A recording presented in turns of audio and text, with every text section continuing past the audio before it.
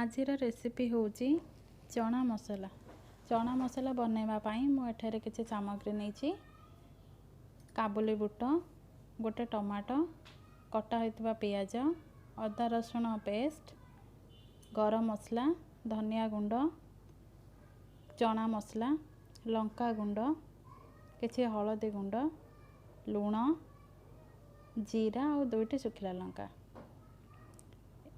एबे आमे प्रेसर रे काबुली बुट को सिजेबा पाई नै जिबा।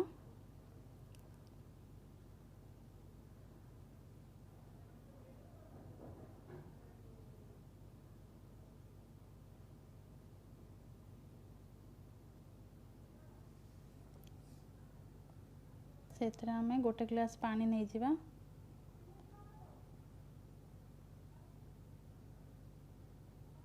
स्वाद अनुसार लूण नै जिबा एवं हाफ टेबल स्पून हळदी नै जिबा। ताको भलो भाबरे मिसाई दबा एवं प्रेशर को कवर करके काबुली बुट को सिजिबा पाई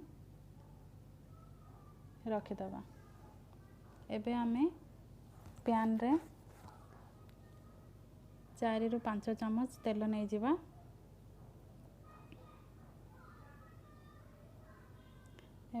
तापरे ते सुखिला लंका को पकेबा। सुखिला लंका को टिके समय फ्राई करिया को रखि दबा। एबे हमरो लंका फ्राई हेसलानी।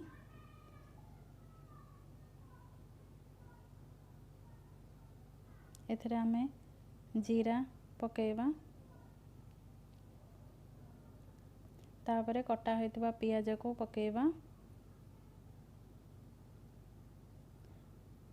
एबे यहा को भलो भाबरे आमे फ्राई करि नबा।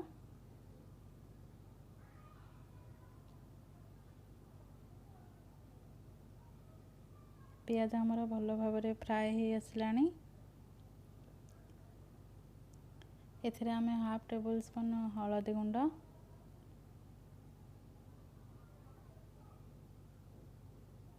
1 टेबल स्पून लंका गुंड,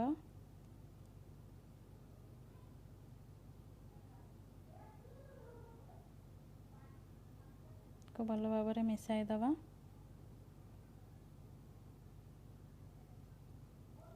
एथरे किछि आमे पानी दे दबा। तापरे आमे रखिथिबा रसुण अदा पेस्ट को भलो भाबरे मिसाई दबा।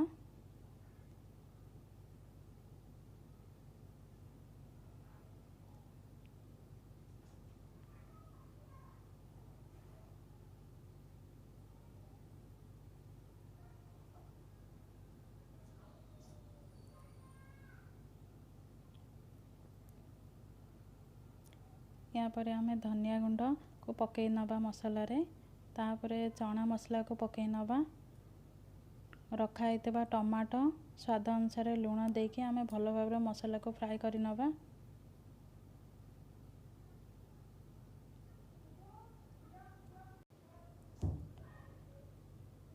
वर्तमान आमे मसला को 2 मिनिट पई कवर करि नबा।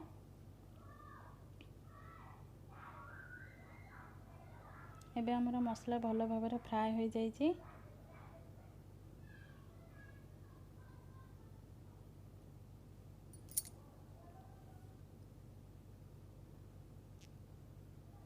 एथरे आमे रखिथिबा सिजा चना को भलो रे पकेई के ताको मिसाई नबा।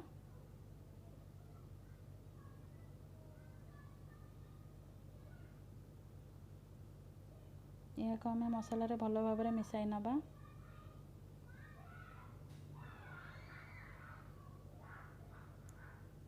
एबे आमे रखिथिबा गरम मसला को एथरे ऐड करि नबा।